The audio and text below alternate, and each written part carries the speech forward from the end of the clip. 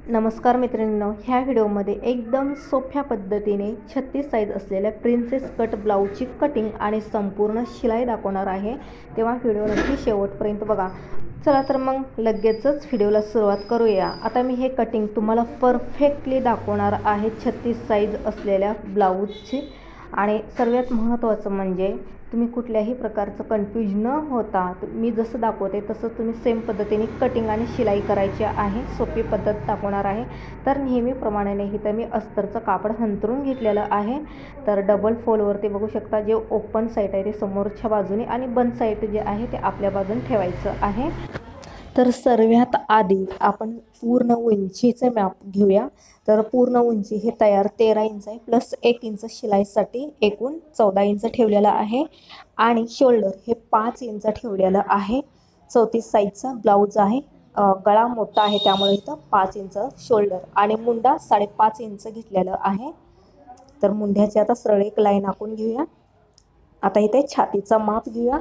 तर छाती 34चा चौथा भाग 8.5 इंच प्लस 1.5 इंच शिलाईला 1.5-2 इंच जेवढं तुम्हाला ठेवायचं आहे तेवढं तुम्ही ठेवू शकता मार्किंग। तर आता इथं असं कमरेच्या साईडनं सरळच मार्किंग करून घेऊया। आणि इथं मुंड्याची जी गोलाई देतो तिथं 1.5 इंच घ्यायचं आहे। परफेक्ट। आता असं मुंड्याची गोलाई देऊन घेऊया। जे फिटिंगचं मार्किंग केलेलं आहे तिथंपर्यंत मुंड्याची गोलाई द्यायचं आहे, जसं तुम्हाला स्क्रीनवर दिसत आहे त्याप्रमाणे। आता जसं मार्किंग केलेलं आहे तसं कट करून घेऊया। हा झाला पाठीमागचा पार्ट। आता समोरच्या पार्टला काही चेंजेस होतात ते मी तुम्हाला दाखवते, कारण प्रिन्स कट आहे त्यामुळं थोडेसे चेंज होतात। तर अगदी सोप्या पद्धतीने दाखवणार आहे। परफेक्ट। आता पाठीमागचा जो भाग आहे तो कट करून झालेला आहे। आता जिथं बसत असेल, जिथं कमीत कमी कापड जातं त्या ठिकाणी ठेवायचं आहे। तर परफेक्ट। तर या ठिकाणी मी तो जो पाठीमागचा भाग आहे तो ठेवून घेतलेला आहे।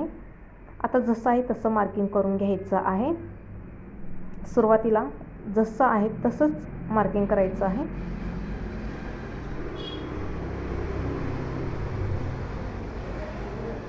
आता जसं आहे तसं मार्किंग झालेलं आहे। आता बघा, इथून बरोबर समोरनं दाखवते तुम्हाला, व्यवस्थित क्लिअरपणे दिसेल।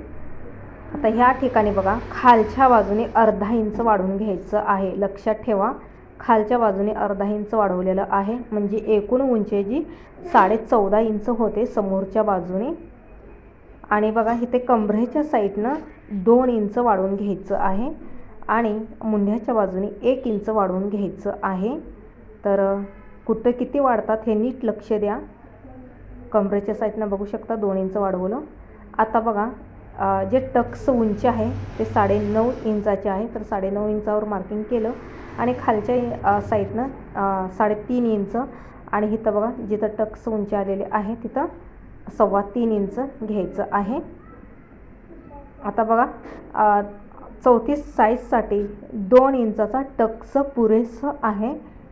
मग 32 असेल किंवा 28 असेल तर 1.5 इंचाचा टक्स द्यायचा आहे।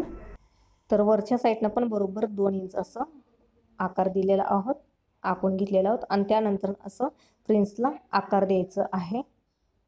आता बघा, जो मुंडा आहे त्याची लाईन इथं क्लिअर दिसत आहे वरच्या साईडनं। तर इथून असं डीपली गोल थोडंसं अर्धा इंचाचं द्यायचं आहे समोरच्या बाजूला। आता हा प्रिन्सचा आकार बरोबर मुंड्यापर्यंत न्यायचा आहे। बघा, या पद्धतीने असं अगदी सोप्या पद्धतीने मी तुम्हाला दाखवत आहे फ्रेंड्स, तेव्हा व्हिडिओ नक्की शेवटपर्यंत बघा। आता समोरचा जो गळा आहे तो 6 इंचाचा ठेवूया आणि 1.25 इंच खालच्या साईडनं आणि वरच्या साईडनं 1.25 इंच। आता चौकोनी आकार देऊन इथं गोल आकार देऊन घेऊया।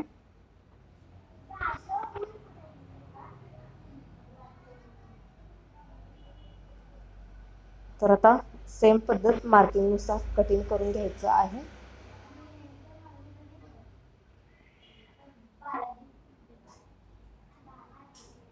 तर एक लक्षात ठेवा, जे आपण समोरची अर्धा इंचाची गोलाई दिलेली आहे ते आताच कट करायचं नाही। मी कट करत नाही, बघू शकता तुम्ही। जेव्हा आपण ब्लाऊज शिवू त्यावेळेसच कट करायचं आहे। आता बघा, इथं कमरेच्या साईडनं पाऊण इंच, अर्धा ते पाऊण इंच असं वरती घ्यायचं आहे मार्किंग करून, बघा या पद्धतीने. आणि असं क्रॉसली लाईन आखत जायचं आहे. असं ब्लाऊज कट केल्यास ब्लाऊज व्यवस्थित कमरेत बसतो.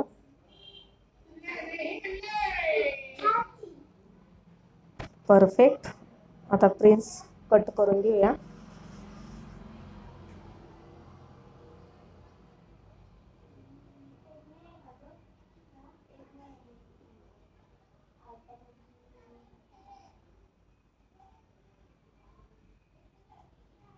समोरचा गळा सुद्धा कटिंग करून घेऊया.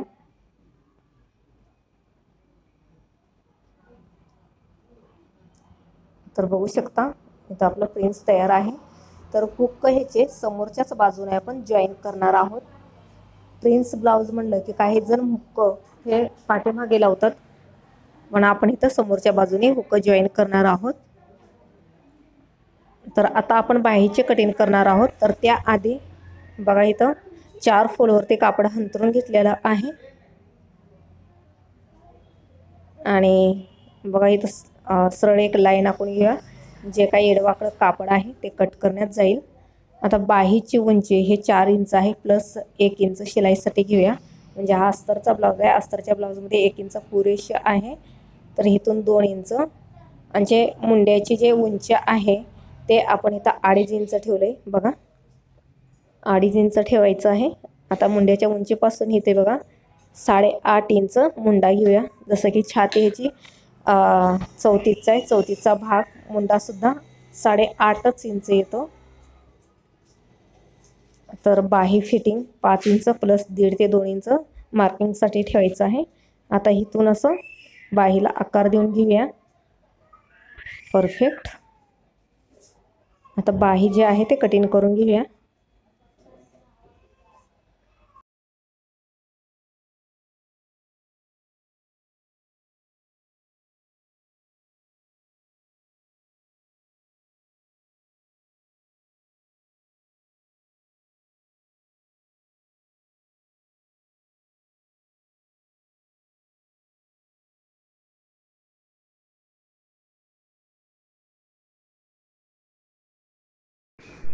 आता बाहीची जे समोरची बाजू आहे ते सुद्धा कट करूया. 1/2 इंच गोलाई दिलेली आणि इथं छोटासा कट देऊन घेऊया, जेणेकरून लगेचच लक्षात येतं की ही समोरची बाजू आहे.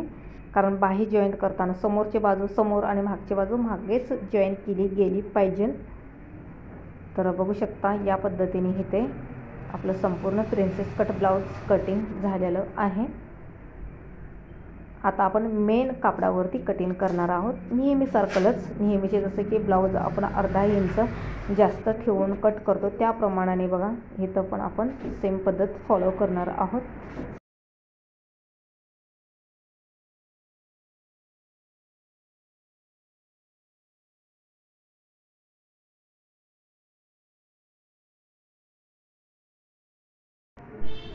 पाठीमागचा वगैरे भाग कट करून झालेला आहे. बाहीचं सुद्धा भाग कट करून झालेला आहे. तर सेम पद्धत आहे. ह्यात काही बावा नाही आहे किंवा काही अवघड नाही आहे. प्रत्येक वेळेस ब्लाऊज जसं कटिंग करतो आहे त्याचप्रमाणे इथं कटिंग करत आहोत. बाजूने 1/2 इंच जास्तीचा ठेवून. परफेक्ट. तर या पद्धतीने आपण प्रिन्सेस कट ब्लाऊजची संपूर्ण कटिंग तर बघितलेली आहे. आता आपण शिलाई कशी करायचं आहे हे सुद्धा फटाफट बघूया. तर बघू शकता या ठिकाणी आता आपण मशीनवर आलेलो आहोत. आता प्रत्येक फॅब्रिक हे बाजूला करून घेऊया. तर सर्वात आधी आपण जे समोरचे प्रिन्स आहेत ते अस्तर लावून घेऊया.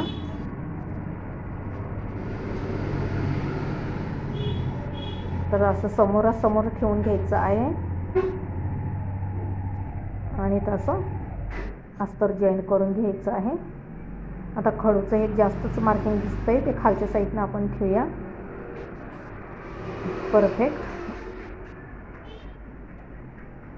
आता अस्तर लावताना एक काळजी घ्यायचं आहे, वरती हात ठेवूनच शिलाई करायचं आहे, जेणेकरून हे कापड दुमडणार नाही किंवा फुगणार नाही. खालचं किंवा वरचं कापड हे व्यवस्थित एकसारखं फॅब्रिक येतं खालचं आणि वरचं. तर बघू शकता या पद्धतीने आपण अस्तर जॉईन करत आहोत।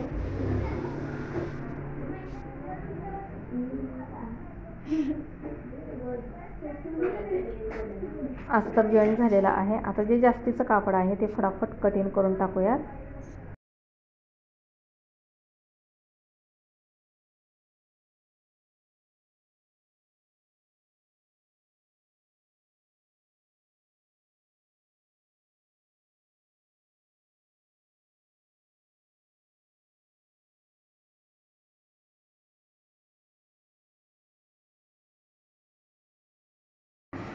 आता क्रॉस पट्टीला अस्तर जॉईन करून घेऊया।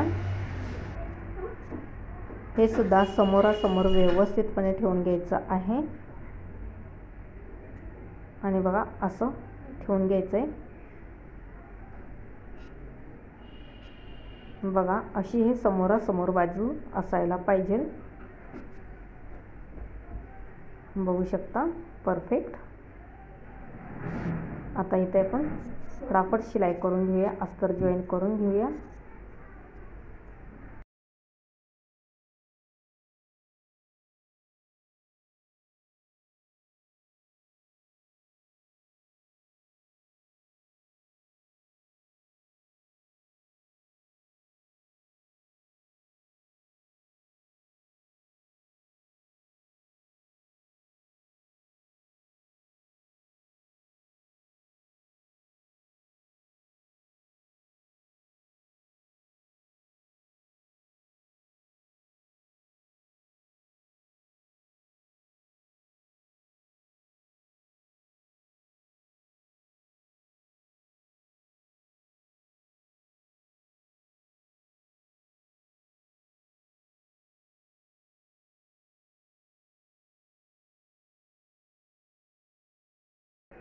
शिलाई झालेली आहे। आता फटाफट जे जास्तीचं कापड आहे ते कटिंग करून टाकायचं आहे।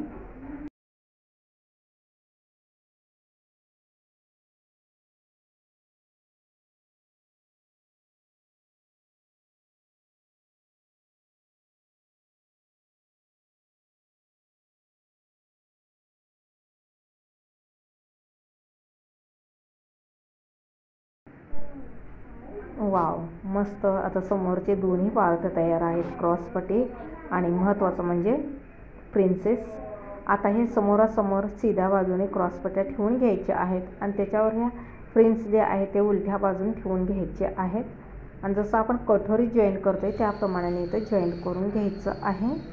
आणि सुरुवात तर बघा वरनंच करायचं आहे, खालनं अजिबात शिलाई करायचं नाही। वरच्या साईडनं असं प्रिन्स जॉईन करून घ्यायचं आहे। आता इथं गोल आकार असतं प्रिन्सला, त्यामुळे इथं सावकाशपणे शिलाई करायची आहे, घाई करायचं नाही। अगदी मशीन उचलून जिथं गोल आलेला आहे आकार तिथं मशीन उचलून थांबून शिलाई करायचं आहे। तर बघू शकता प्रिन्स किंवा जे क्रॉस पट्टी आहे ते कमी जास्त अजिबात झालेलं नाही खालच्या साईडनं। तर तुमची परफेक्ट कटिंग असेल तर परफेक्टच येतं। जर तुमची कटिंग चुकीची असेल तर तिथं कमी जास्त होतो आणि कमी जास्त जर झालं तर आकारसुद्धा बिघडतो। त्यामुळं एकदम परफेक्टच कटिंग करायचं आहे तुम्हाला। आणि दुसरं महत्त्वाचं म्हणजे बघा आपण आकारानुसार कट केलेलं असतं आणि जर कमी जास्त झालेला असेल तर तिथला आकार बिघडतो।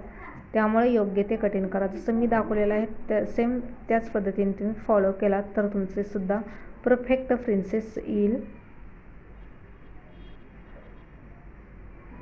तर बघू शकता अगदी सावकाशपणे इथं शिलाई करून घ्यायचं आहे। दोन्ही सुद्धा प्रिन्स आपले जॉईंट झालेले आहेत, मस्त पॉप येत आहे। तर जे पॉप तयार लावायची सुद्धा गरज नाही, अगदी छान पॉप आलेलं आहे ह्या ठिकाणी। दोन्ही सुद्धा प्रिन्स आपले तयार आहेत। आता सगळ्यात आधी आपल्याला काय करायचं आहे, आई पट्टी आणि हुकाची पट्टी जॉईन करायचं आहे। तर आता आई पट्टीला मी हे जे ब्लाऊजचं कापड आहे तेच मी वापरलं असतं, पण हे ब्लाऊजचं कापड वापरल्यास आयपट्टी लवकर खराब होते. आणि ज्या ताईचा ब्लाऊज आहे मला माहीत आहे त्यांना डेली यूजसाठी हा ब्लाऊज पाहिजेला आहे. म्हणजे सारखं डेली यूज नाही पण ते सारखंच वापरणार आहेत. कारण त्यांचीसुद्धा अशीच कंप्लेंट येत होते की जर ब्लाऊजचं कापड आयपट्टीसाठी वापरलं तर ते लवकर खराब होतं. त्यामुळं मी त्यांना अस्तरचेच जे पट्टी आहे ते मी वापरत असते, जे टिकाऊ असते. कसं असतं हे साडीतलं जर कापड असेल तर ते कुठं नाही तर कुठं फसकतच, जास्त काळ टिकत नाही. आता ही हुक्काची पट्टी डबल फोल्ड करत उलट्या साईडनं दुमडायचं आहे. सेम पद्धत आहे जसं आपण नेहमीच्या ब्लाऊजला हुक्काची पट्टी जॉईन करतो तसं सेम पद्धत असेल.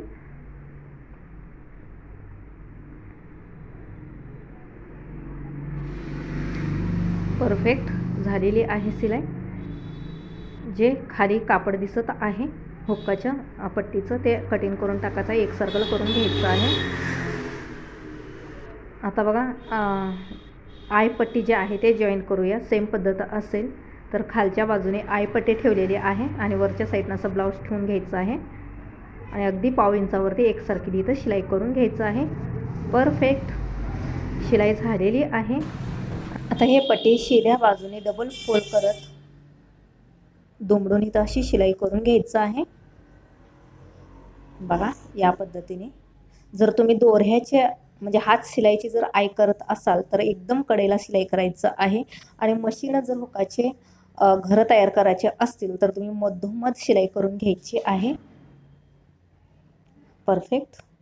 आता जे गळ्याकडल्या साईडचं जास्तीचं कापड आहे ते कटिंग करून टाकूयात. जास्तीचे जे धागे असतील कापड असेल ते कट करायचं आहे. अगदी फिनिशिंग व्यवस्थितपणे यायला पाहिजे. आता इथं एक पट्टी जॉईन करून घेऊया ब्रेसच्या साईडनं पाव इंचावरती.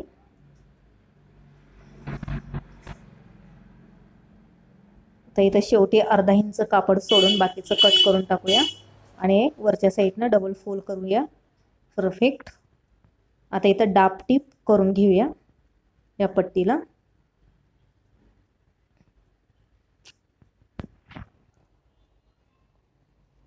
आता ही पट्टी डबल फोल्ड करत उलट्या साईडनं दुमडायचं आहे, शिलाई करून घ्यायचं आहे.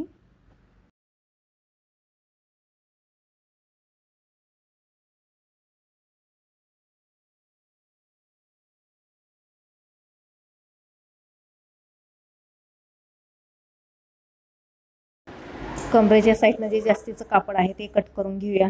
परफेक्ट. बघू शकता या पद्धतीने असं तयार झालेली आहे एक बाजू. आता दुसऱ्या बाजूने सुद्धा सेम पद्धतीने आपण पट्टी जॉईन करून घेऊया. आता हुक्काच्या बाजूने ही पट्टी जॉईन करायचं आहे आणि वरच्या साईडनं अर्धा इंच दुमडायचं आहे. बघा या पद्धतीने.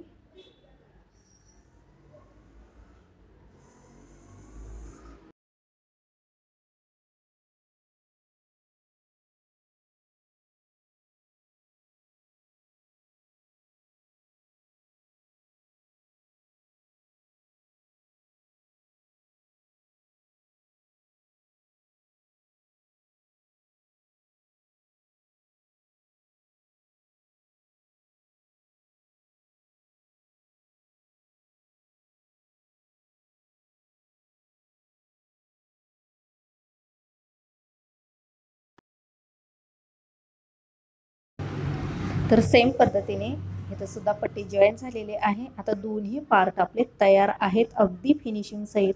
आता ह्या पट्ट्या एकमेकांवरती ठेवून बघायचे आहेत. आयपट्टी आणि हुक्काची पट्टी जर जास्त कमी होत असेल थोडंफार तर कट करून टाकायचं आहे. अगदी इथं 2 पॉईंट जास्त होत होतं तर मी कट केलेलं आहे.